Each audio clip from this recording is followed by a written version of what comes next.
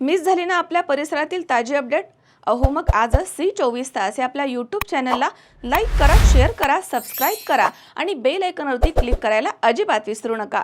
Wadivare police station हद्दीमधील सारूळ इथे 20 February रोजी निर्जनस्थळी 18 ते 19 वयोगटामधील अज्ञात महिलेचा गळा चिरलेला आणि चेहरा विद्रूप केलेल्या अवस्थेमधील मृतदेह आढळून आला होता। या प्रकरणी गुन्हा दाखल देखील करण्यात आला होता।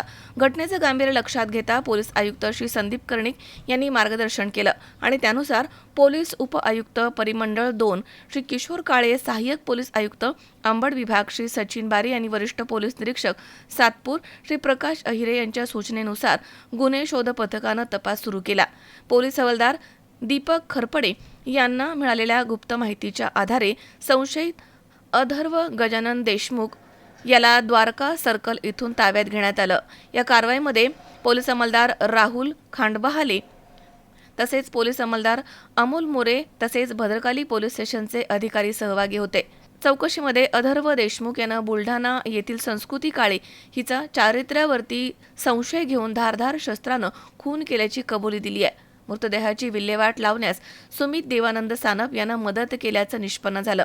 सानप याला देखील ताब्यात घेण्यात आलं। ही कारवाई सहाय्यक पोलीस निरीक्षक ज्ञानेश्वर भडांगे यांच्या नेतृत्वाखाली पार पडली आहे। पुढील तपास वाडीवरे पोलीस स्टेशन करत आहे।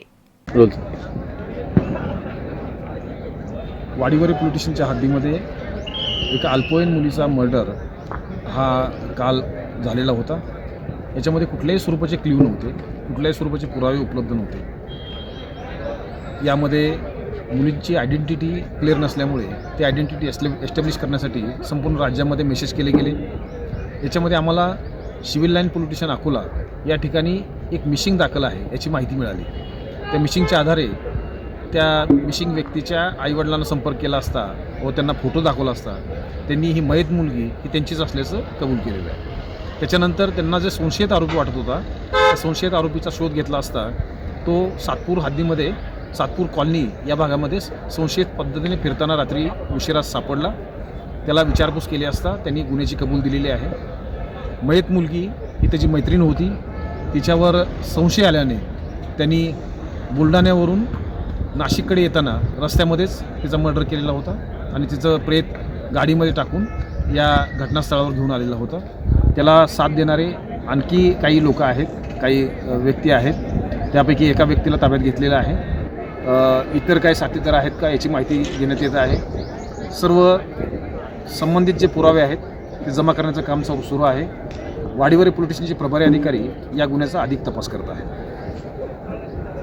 सर, तो जो आरोपी होता तो नाशिकला कुठे कॉलेजला? आरोपी हा संदीप फाउंडेशन या कॉलेजमध्ये FYला शिकत होता आणि मुलगी ही 11वीमध्ये अकोला या ठिकाणी शिकत होती।